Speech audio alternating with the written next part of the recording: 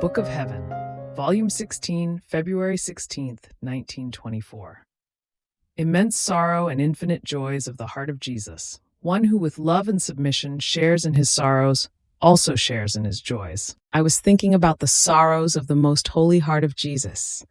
Oh, how my pains disappeared when compared to his. And my always lovable Jesus told me, "My daughter, the sorrows of my heart are indescribable and inconceivable to human creature. You must know that each beat of my heart was a distinct sorrow. Each heartbeat brought me a new sorrow, one different from the other. Human life is a continuous palpitating. If the heartbeat ceases, life ceases. Imagine now what torrents of sorrow each beat of my heart brought me, up to the last moment of my dying. From the moment I was conceived up to my last heartbeat, it did not spare me, bringing me new pains and bitter sorrows. However, you must also know that my divinity, which was inseparable from me, watching over my heart, while letting a new sorrow enter at each heartbeat, it also let enter new joys, new contentments, new harmonies and celestial secrets. If I was rich in sorrow and my heart enclosed immense seas of pain, I was also rich in happiness, in infinite joys and in unreachable sweetness.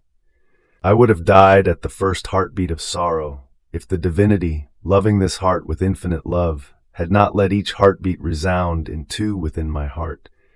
Sorrow and joy, bitterness and sweetness, pains and contentments, death and life, humiliation and glory, human abandonments and divine comforts.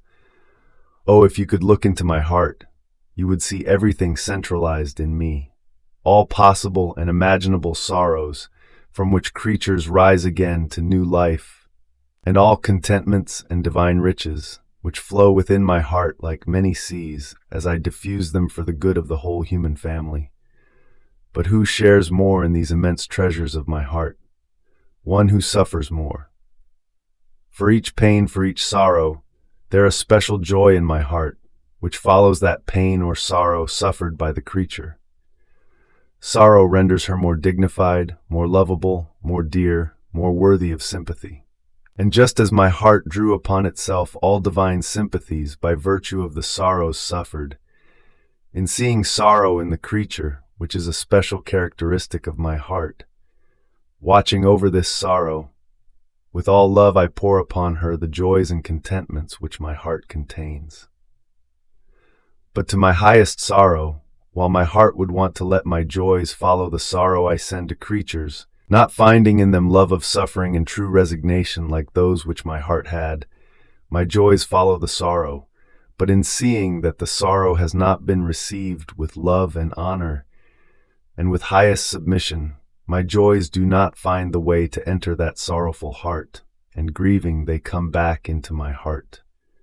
Therefore, when I find a soul who is resigned, who is lover of suffering, I feel her as though regenerated within my heart.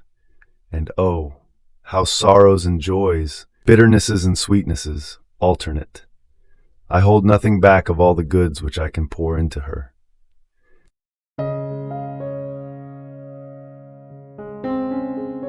Thank you for being a part of our community here at Divine Will app.